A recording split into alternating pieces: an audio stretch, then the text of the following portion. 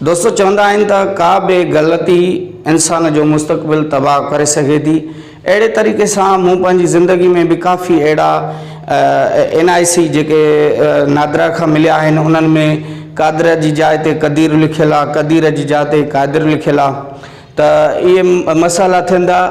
कंहिं दोस्त मूंखे ॾेखारियो नालो, उनजो नालो हीउ आहे क़दीर, ऐं उनजो जेको इंग्लिश में लिखियलु उहो हिन तरीक़े सां लिखियलु हो, मतिलबु Q ज़बर ADIR।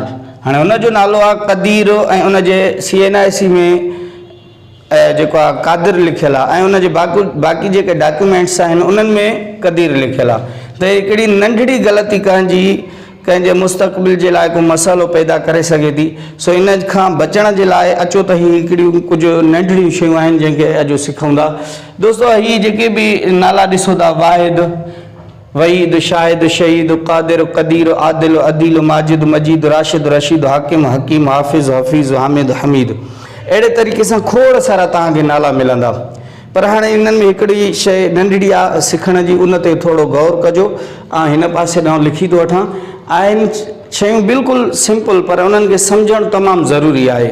हीअ आम तौर ते जीअं तव्हां पहिरियां सिखी आहे उअं ई लिखो। हिननि खे डबल ई सां लिखंदव, छो त इहे विच में आहे, ज़ेर जे करे कुझु न ॾींदव, पर डबल भला हिकिड़ो लिखी वठां।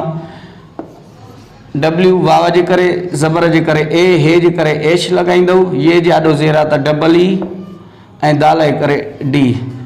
ही वाहिद आहे, वाव जे करे W, ज़बर जे करे A ॾींदासीं, अलिफ इन में अची वियो, हे जे करे H इस्तेमालु कंदासीं, ज़ेर जे करे I ॾींदासीं, ऐं दाल जे करे D ॾींदासीं।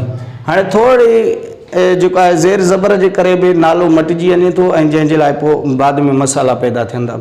हाणे कुझु असांखे नाला हिन वज़न ते मिलंदा आहिनि, कुझु हिन ते न हूंदा आहिनि त वरी हिन वज़न ते मिलंदा आहिनि। हाणे उन्हनि खे लिखण जो तरीक़ो जेको आहे आउं हिते लिखां थो, उनखे अॼु ज़रूरु सम्झिजो। दोस्तों जेको अॼु असां कमु कयूं था उहो सिर्फ़ु इहे मुंहिंजो मक़सदु सिर्फ़ु इहो ई आहे त थोरो हिन ते गौर वीचार कजो ऐं हिननि शयुनि खे सम्झिजो।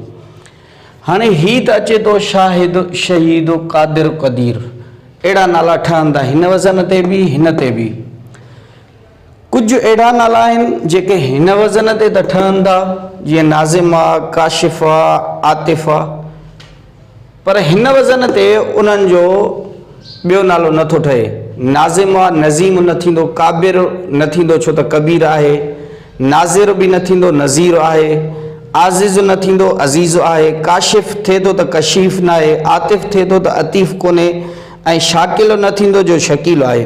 हाणे इन्हनि में थोरो प्रॉब्लम थींदो आहे, काफ़ी दोस्त इन्हनि खे गड़बड़ करे वेंदा आहिनि नालनि जे लिखण जे लाइ। असां हिन वज़न ते जेको बि नालो ईंदो आहे उन में असां डबल ई यूज़ कंदा आहियूं। ठीकु आहे साईं। मजीद आहे, मीम जे करे M लॻाईसीं, ज़बर जे करे A, जीम जे करे J, ये जाॾो ज़ेर आहे त डबल ई ॾींदा आहियूं, ऐं दाल जे करे D ॾींदासीं, मजीद। इहा त ॻाल्हि असांखे अचे थी सम्झ में। ही बि लिखी वेंदासीं ज़ेर सां, नाज़िम, ठीकु आहे। हीअ आहे काशिफ़, आतिफ़। पर कॾहिं कॾहिं हिन नालनि में ही जेको ॾिसो था, हीअ साइड जंहिंजो हिन वज़न वारो नालो न हुजे ऐं हिन वज़न ते हुजे, त इन में किथे किथे माण्हू छा था कनि, जो हिन वज़न आहे अखर हिन वज़न जो, पर उनखे जेको आहे लिखनि हिन वज़न में था। कीअं? मिसाल तौर ते हीअ अज़ीज़ आहे, अज़ीज़ असां उसूल छा आहे, ऐं इन जे करे A, ऐं इन खे ज़बर आई त A अची वई। हाणे हे ॿई इन ज़बर में अची विया, ज़े जे करे असां ज़ेड लिखंदासीं, ऐं ये जाॾो ज़ेर अचे त डबल ई ॾींदा आहियूं, ऐं ज़ेनोसे ज़े जे करे ज़ेड ॾींदासीं। उसूल इहो आहे जेको होॾे पोइ ते असां पढ़ियो आहे। पर कुझु माण्हू छा था चवंदा, जंहिंजो हे वज़न न हुजे, हिन लाइन वारो, मतिलबु माना हीअ लाइन वारो वज़न न हुजे, को बि उनजो इस्म, को बि नालो न ठहे, त पोइ तव्हां छा कयो, जो हिन वज़न खे हिन पोएं वज़न ते बि लिखी सघो था, मतिलबु हिन लाइन खे बि हुन वज़न सां लिखी सघो था। मिसाल कीअं? अज़ीज़ आहे, A जे करे ऐं इन खे ज़बर आई त A ॾिनऊं, ज़े जे करे ज़ेड ॾींदासीं, ऐं ये जाॾो ज़ेर आहे चवंदा इहा डबल ई भले न ॾियो, तव्हां हिते आय ॾियो, छो त आय बि अल्फ़िया ई खणे थी, अज़ीज़। सम्झी वियो साईं। हीअं बि चवनि था भले तव्हां लिखी सघो था, हिन खे बि सही कंदा, पर मुंहिंजो ख़्यालु आहे त हिन खे फॉलो कजे त तमामु बहितरु थींदो, छो त हीअ बि भले हुजे कुझु लिखंदा, छो त हिन जो हेॾां वारो वज़न आज़िज़ कोन्हे न, हिन जो आज़िज़ कोन्हे इन करे अज़ीज़ आहे त इनखे ॿिन्ही सूरतुनि में भले लिखो, पर मुंहिंजी इहा ई सलाह आहे दोस्तनि भाइरनि खे त हीअं लिखो त तमामु बहितरु थींदो।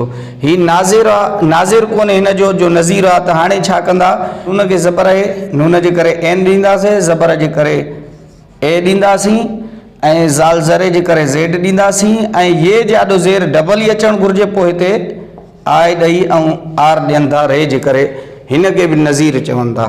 हाणे उहा उन्हनि जी संदन मर्ज़ी आहे, बाक़ी फार्मूलो इहो थो चवे त नून जे करे एन ॾियो, ज़बर जे करे ए ॾियो, ऐं ज़ाल जे करे ज़ेड ॾियो, ये जाॾो ज़ेर आहे त डबल ई ॾियो, ऐं रे जे करे आर ॾियो।